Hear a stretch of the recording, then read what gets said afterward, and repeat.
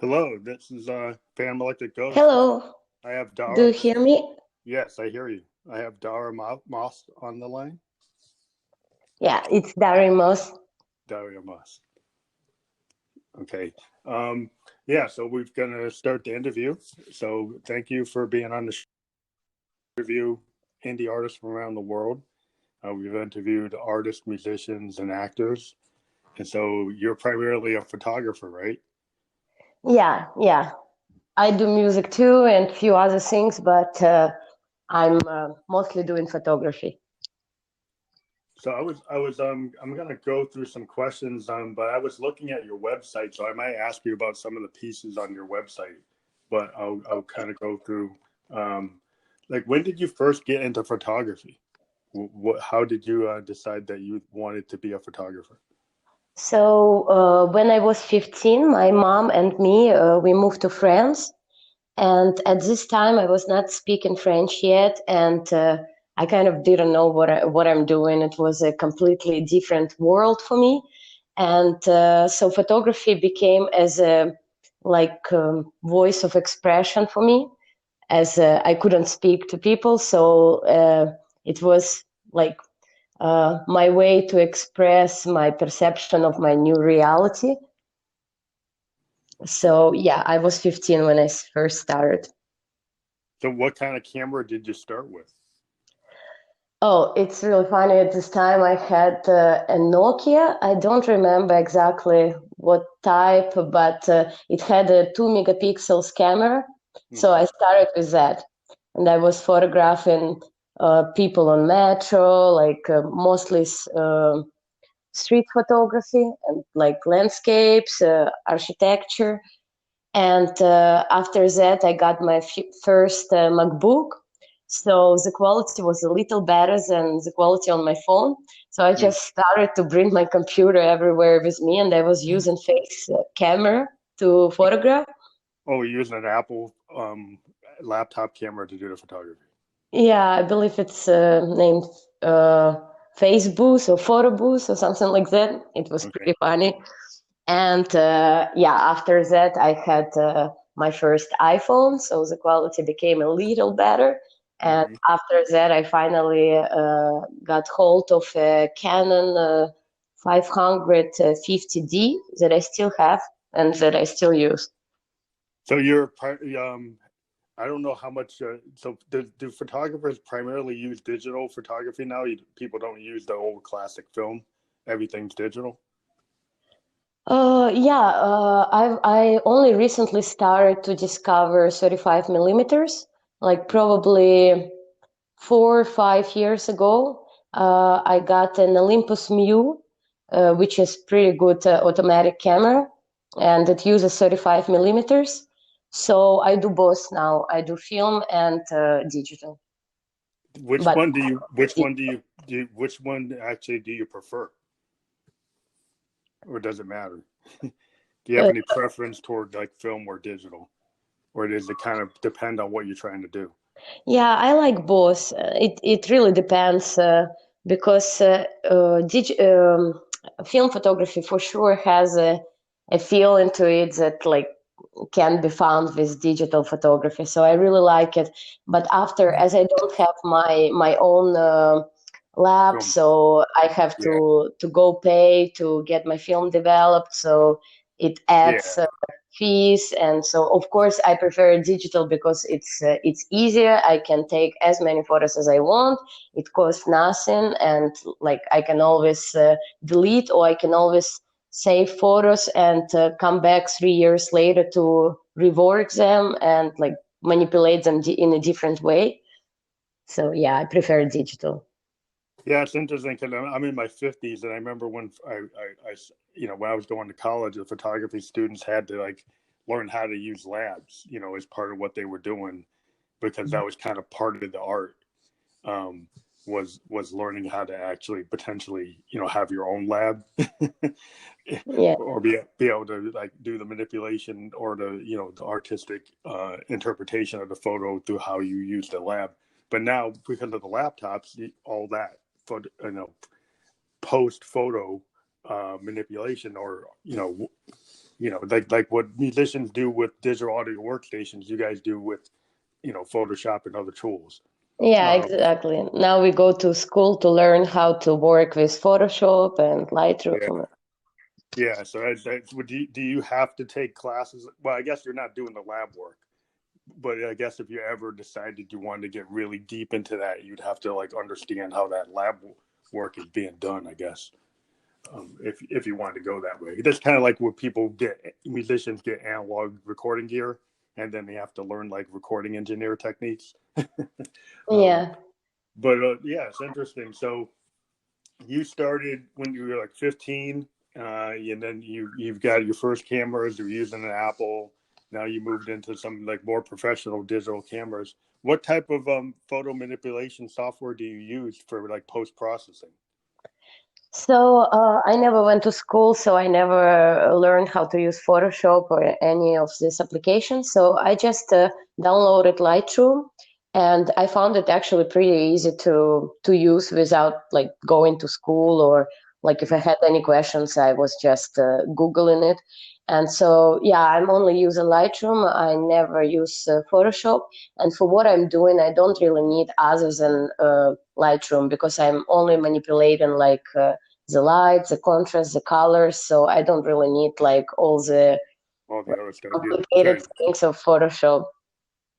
So your style of photography, what would you call like the type of genre of photography that you're in? What's the artistic like genre of photography that you like to work in? I don't really know if it has a name. Like I said, first I was doing like street photography, and then I started to do portraits when I had my first friends. So I was photographing them, and nowadays I'm doing what I will call I don't know, dark photography. It's or minimalistic photography. It's usually like a subject Yeah. with mainly black or white background. I really like black and white. I'm mostly doing black and white. And yeah, I would say dark photography. Like I do portraits, architecture, but yeah, other than that, I'm not sure how to call it. Yeah, yeah. I see. It seems like some of your stuff has got this kind of noir, like a film noir. The black and white stuff has got this kind of like noir, kind of gothic, low. In terms of music, I can relate to it.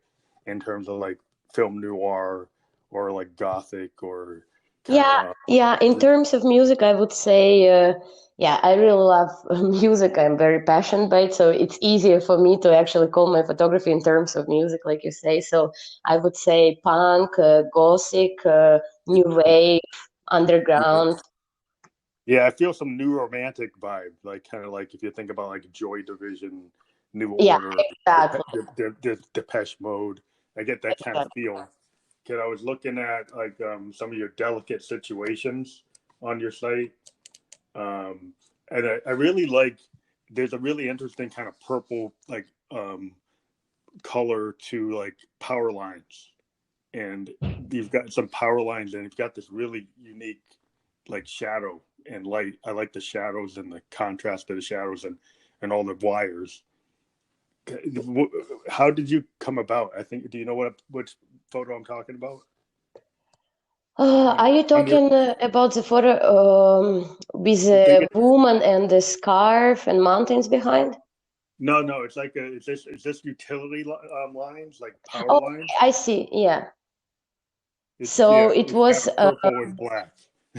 it was a place that I found in California next to Ventura. And I'm not sure what exactly it is, but it's one of those forbidden places where you can't really go. And that's what I really like desert places, abandoned buildings.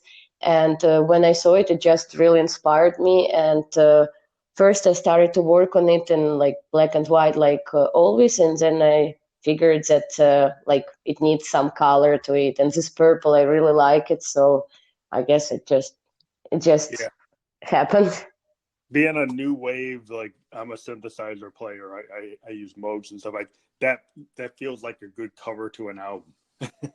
Exactly, and this is actually like one of my dreams is to be doing albums covers for Yeah. bands I love. Yeah, I really like that for an album cover. Thank you. That would actually fit some of the music I'm doing. So that I can see that in that work, and a lot of your photography really does fit within, like at least like the type of music I do: electronic, new wave, new romantic, progressive, electronic. Like you have a lot of really good ideas. I was looking at this next one on your delicate situations. You have a man in the middle with his hands over his eyes, and then these kind of like shadowy figures that don't look quite human. Yeah. Do you have names for some of your pieces? Do you actually name your pieces, or you just have them? Um, like I was saying, I really like to come back to a photo years later because I tell myself, okay, now I'm working in a different style, so might as well use this old photo to alter it in a different way. And I feel like photo never dies. Like I can print it, paint on it, and scan it again, and come back to it a year later. And it's really difficult to name it because it depends on the moment when I'm working on it. Mm-hmm. And when it comes to an art show, when I actually have to print the photo and name it and frame it, then Mm-hmm. the name comes. But it actually happened to me to have several names for one piece, Oh, depending on the moment and on the way I printed it, on the way I presented it, on the context. So yeah, I have names for certain photos, but it's not something I'm really happy about. Like I like naming photos, but I don't like to keep names because because things are you changing. might, yeah, you might, like some musicians. We have like big catalogs of reference loops or recordings, and until we turn it into a specific song, it's just sitting there in our kind of archive of all the sounds we have. So I can understand, like I've got like hours and hours of like audio, and I might pull from it to create a song, and then once I create that song, I might give it a name, because like in songwriting you kind of have to. But yeah, the source material kind of is just sitting there. So I can understand the idea of like you can reuse some of your ideas, and musicians Yeah. do that as well. Um, yeah, so I would get back into some of your background. Um, so you realized like at age 15 that photography was a way to express yourself as an artist. So when you do photography, do you do like other types of illustration as an artist on top of your photography? Are there other art forms? I think I was reading that you have done some sculpture and some other types of art. Um, Yeah, I'm doing also painting and drawings. I mostly use like Chinese ink or gesso because it's pretty dark and it's usually black colors. mhm. And yeah, I'm doing kind of, I don't really post that much of my paintings, but they're mostly like kind of monster figures, kind of Mhm. dark and spooky and What do you work with, like oils or watercolors or like graphics or like sequential art? What type of medium do you use when you do painting? I use paper and canvas, and as a paint, I use Chinese ink or Indian ink, and also use like black acrylic or black gesso. Okay. And I tried oils a couple of times, but I don't think that it's really for Yeah, me. Maybe it's not not your yet. style. Yeah. My daughter's a graphic artist. She's a sequential graphic artist. She's more line art, or like what would people would know as like comic art or that type of art. So I she's see. like pencil and ink. Um, so I'm familiar with a little bit of that, but from her work. But so you're in France, but you're from Belarus, right? Yeah. And so you say you kind of go between California because of your boyfriend and France. Have you been able to go back and forth lately because of Corona, or you just staying in France? No, no, now because of Corona, and also I had a few troubles with my French paperwork, so I'm pretty much stuck in France since like a year now.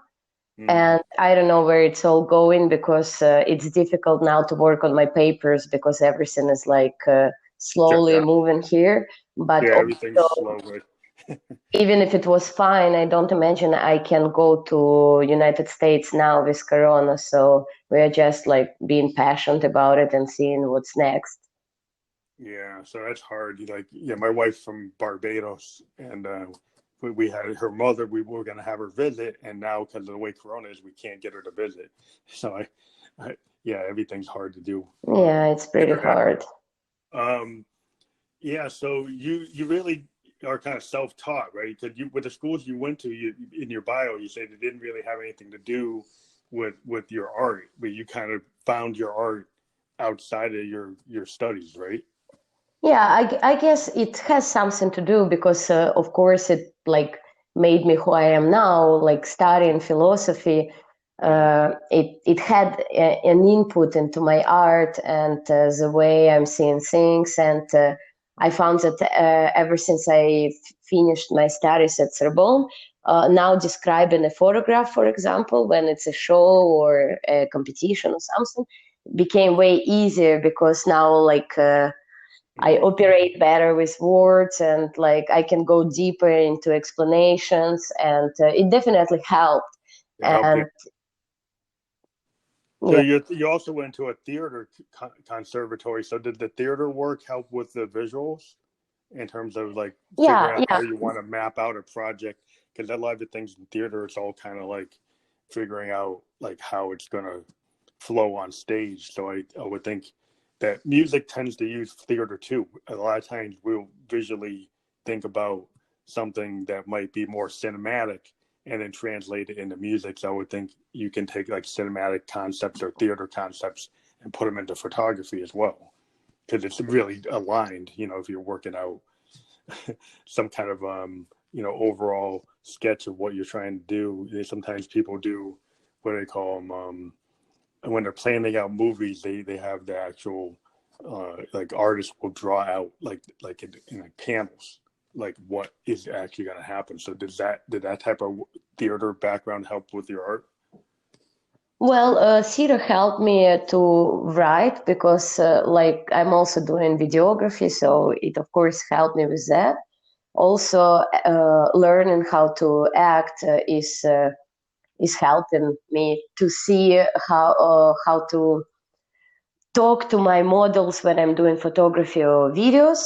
Mm-hmm. But it also it's pretty funny because my teacher used to tell me like, okay, Darya, you're doing right now what you would do in your atelier, but you're on stage now, so let's learn how to act. Because I would always, for any representations, I would bring some sort of cardboard on which I painted, or like some installations that I would do, and I would always integrate them in my shows. And yeah, he used to say, "It's really beautiful, but let's learn how to act. That's why you're here."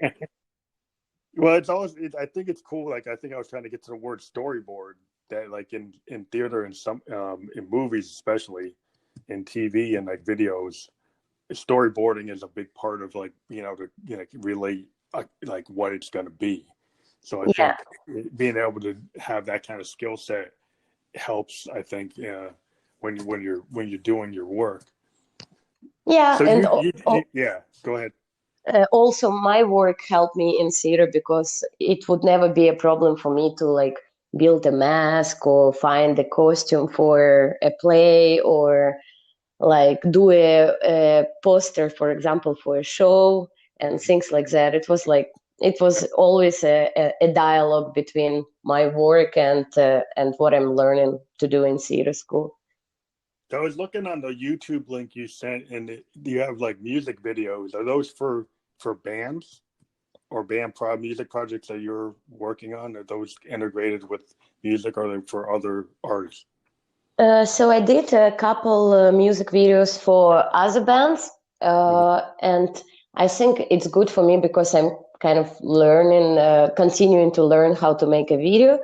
And if it's music that I like, it's definitely pleasant for me.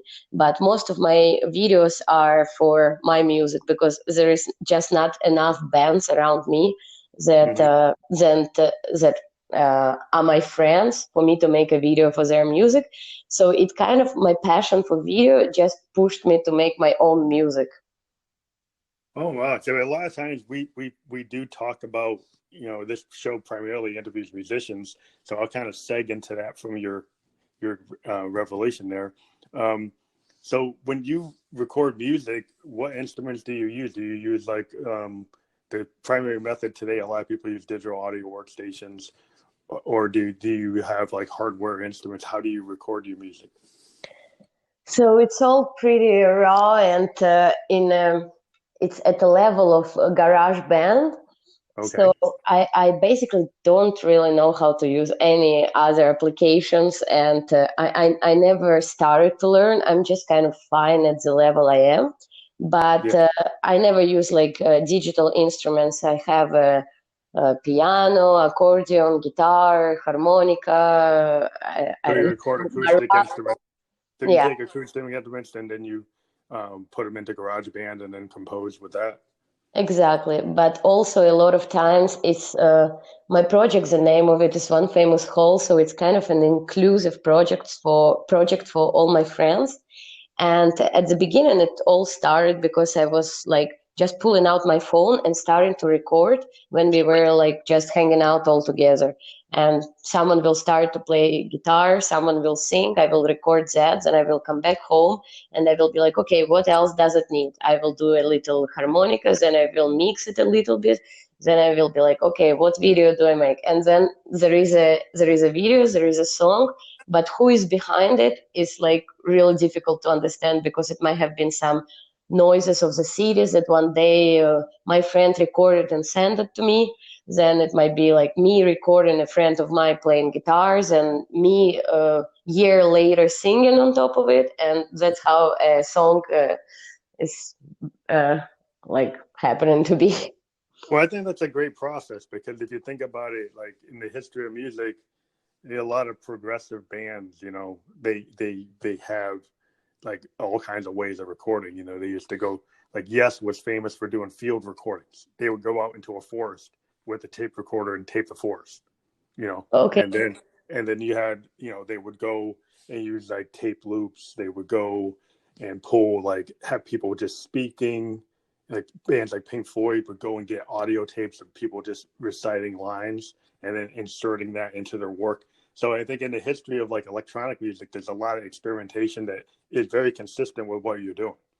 It's certain types of genres are very experimental, and it's cool to actually. I love to see how people who may not be a traditional musician find ways, or producer.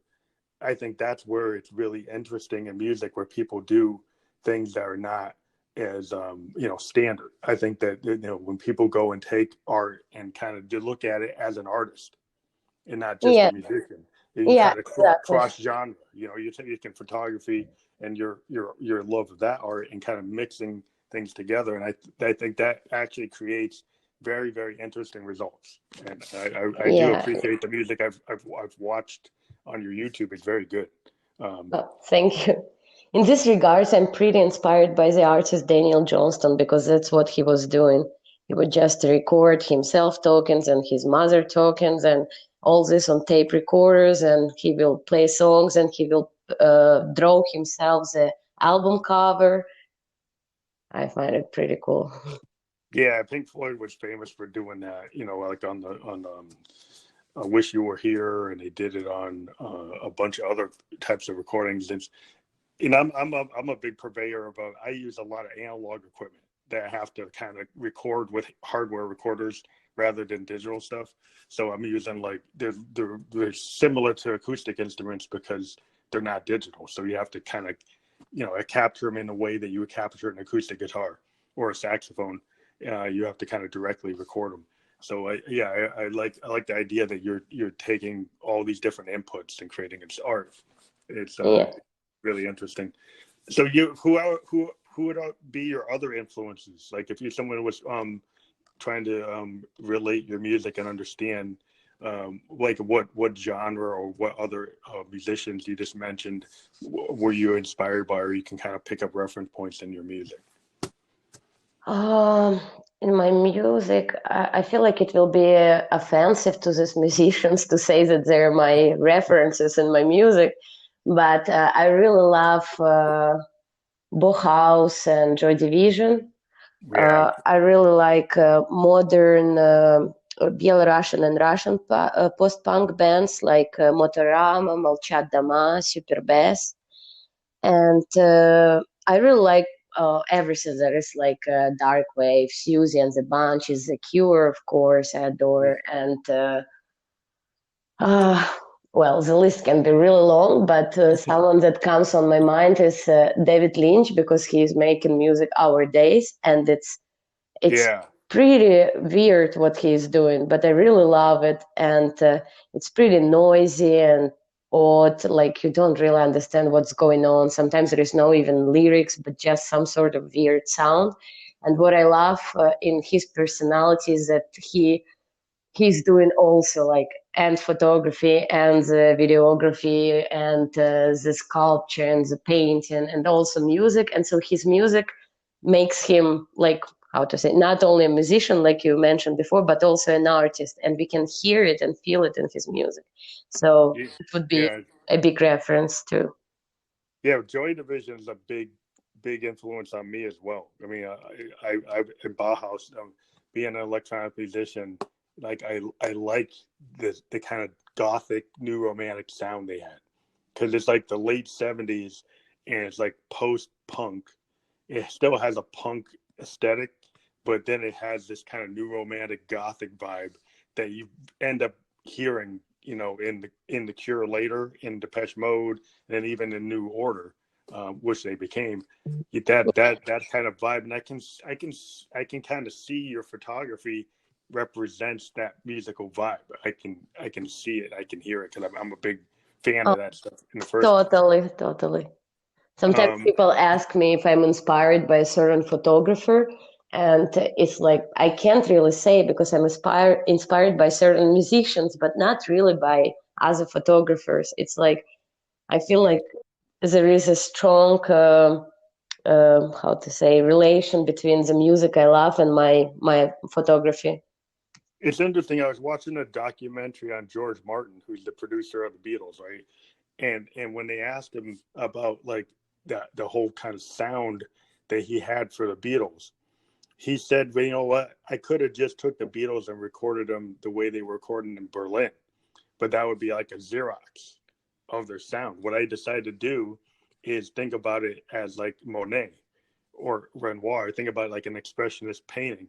And when you're a music producer, what your job is to kind of interpret what is real and then create like a sound painting.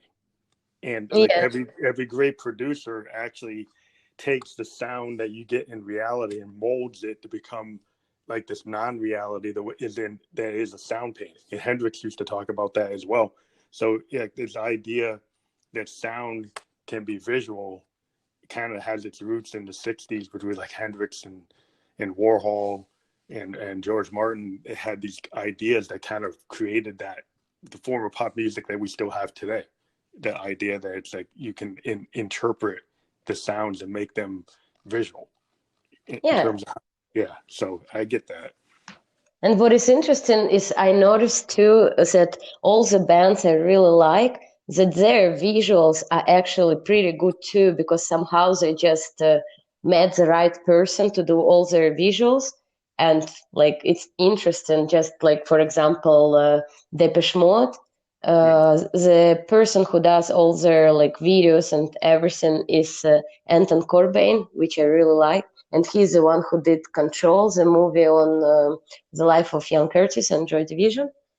Yeah. And I just told myself like how interesting it is that like it's music that I really like, but their visuals are never wrong. Like it's always really good.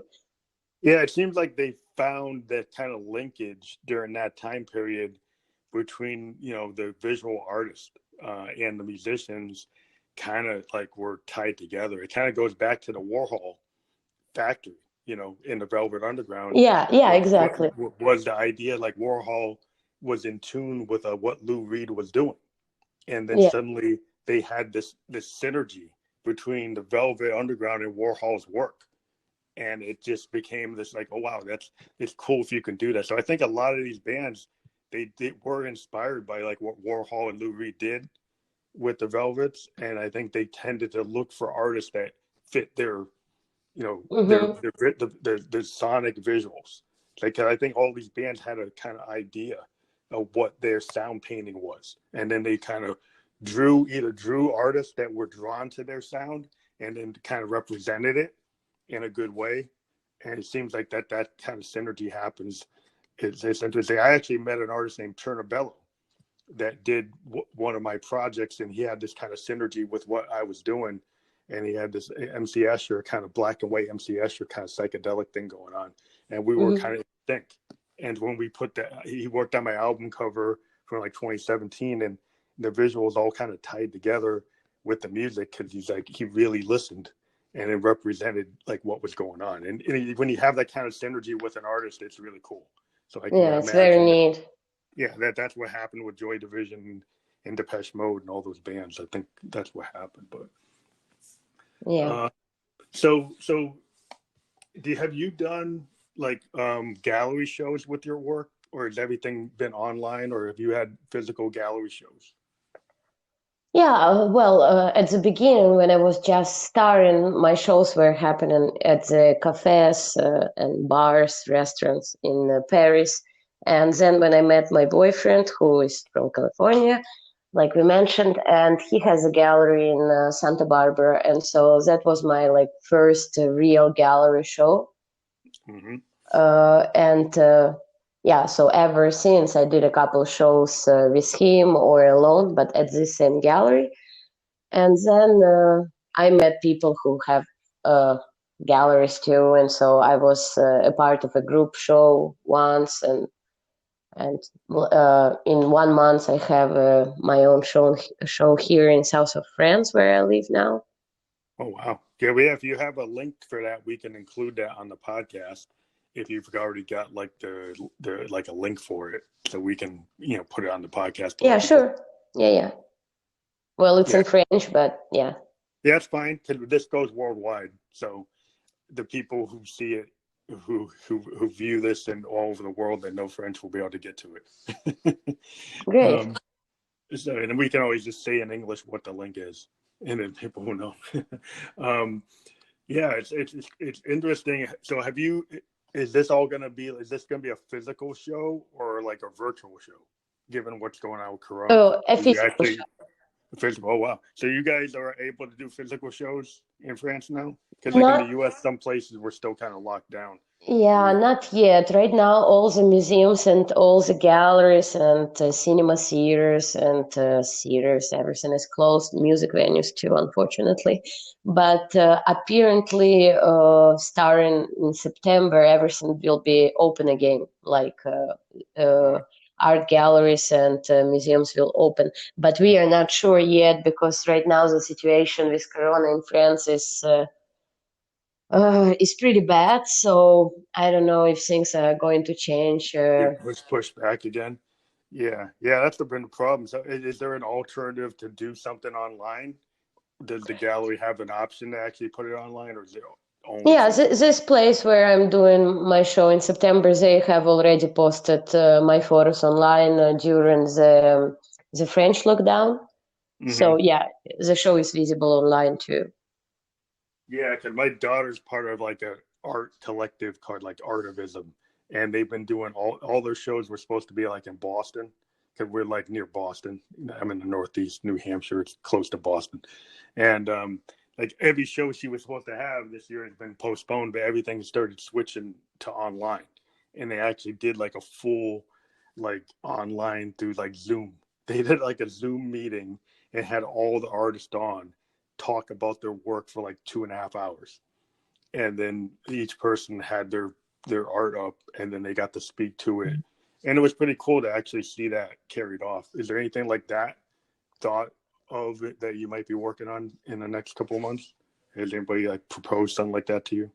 Oh, not really right now, because as I say, normally everything should come back to normal in September. But for example, in October, I'm invited to talk as a photographer, as a professional photographer, to amateurs who are going to be showing their work.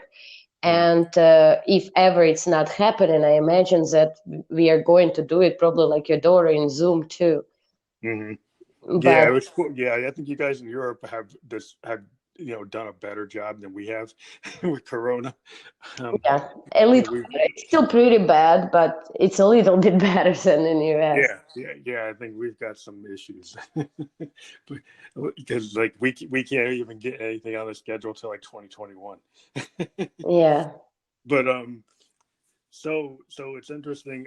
Have you look like you've collaborated with musicians with other types of artists? Do you have examples of other types of collaborations that you've done that maybe you could speak to?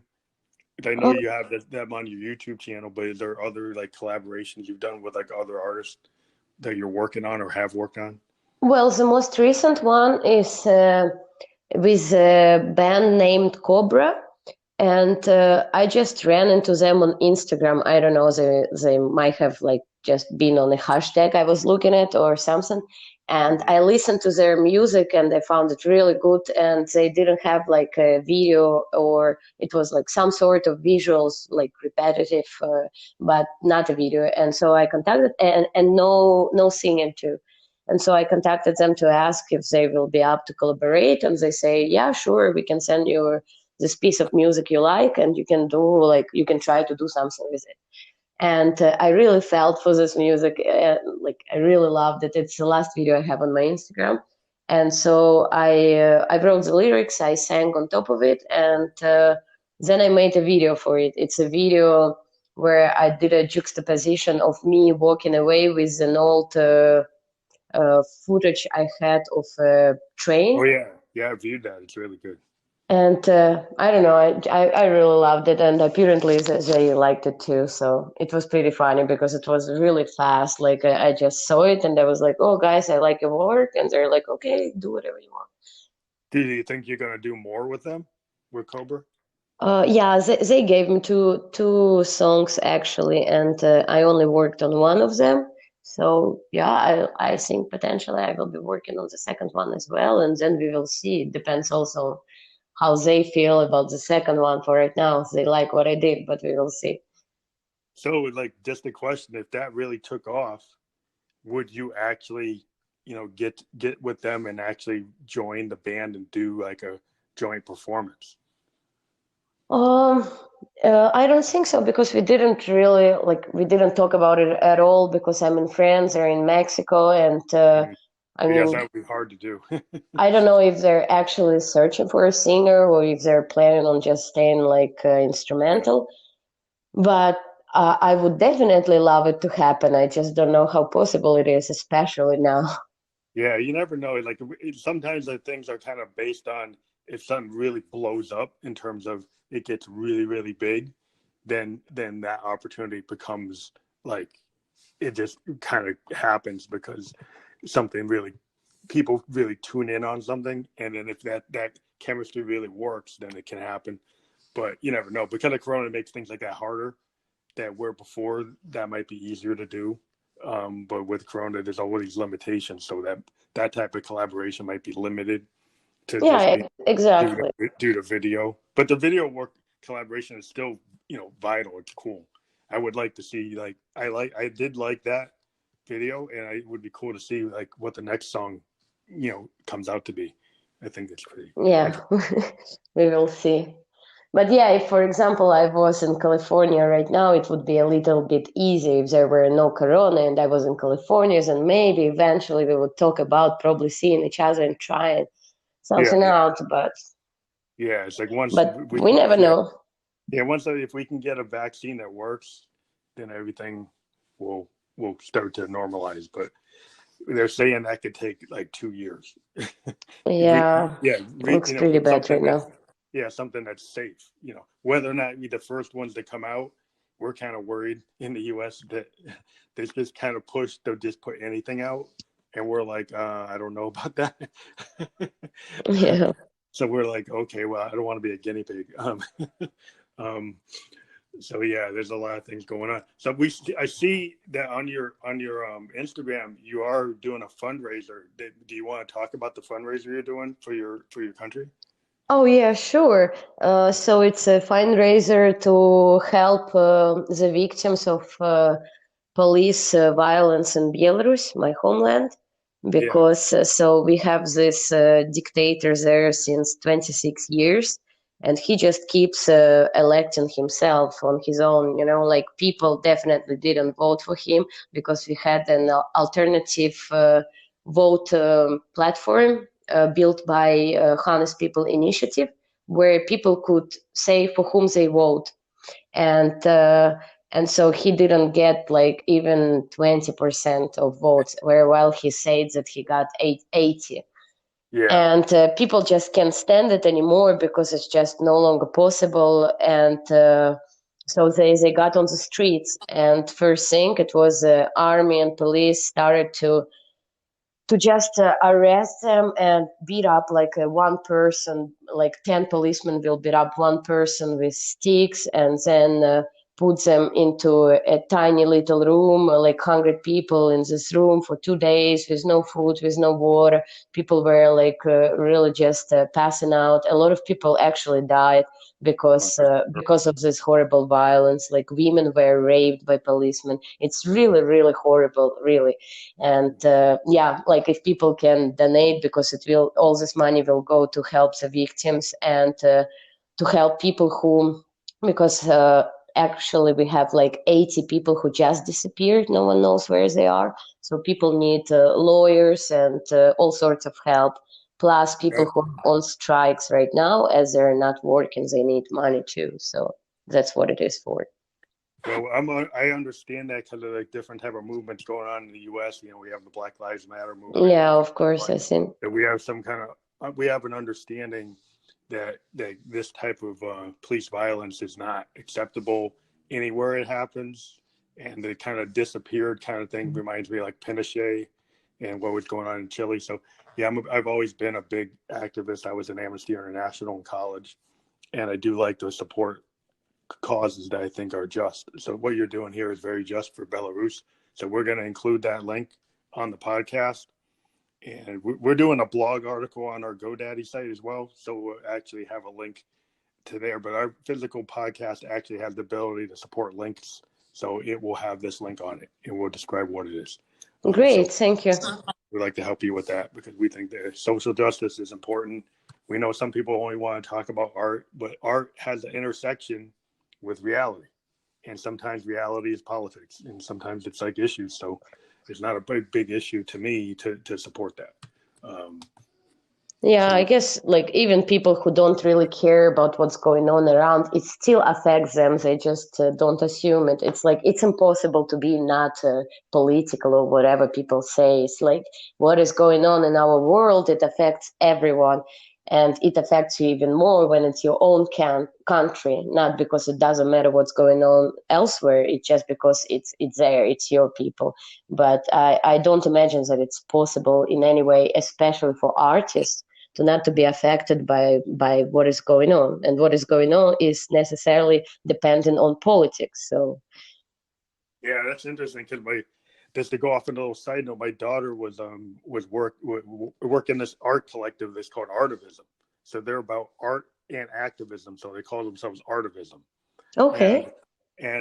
there were some galleries, and in the U.S. you have like these fine art galleries that sometimes have these mission statements. So there was this fine art gallery that had this mission statement saying that they don't like political art, that they only support beautiful art, which they don't consider political. And so a lot of my daughters, like artists in the artivism, were like, that's offensive, because how can you say that the only art that's beautiful is non-political art, that all you want to see are oil paintings and pastoral things? You don't want to see anything that has to do with reality. And how can you kind of be judgmental and say that that type of art, by your definition and your mission statement, is not beautiful? Which I thought was, and so they ended up like trying to like boycott this gallery. But yeah, we just thought, it's just interesting because like when people make this statements, they sometimes they don't think about what they're saying, or maybe they think about it and they're actually trying to like put down other types of art. But it just seems interesting that people would try to do that. In our country, we have a lot of political things going on where there's these camps that try to identify what they think is good and what they think is not good, and it's getting a little crazy that way. But yeah, I think anytime artists, you make a decision, like if you don't make a decision, that's still a decision. And so like if you just choose to not support something, you're still being political. You're just choosing to be like maybe apathetic. Yeah.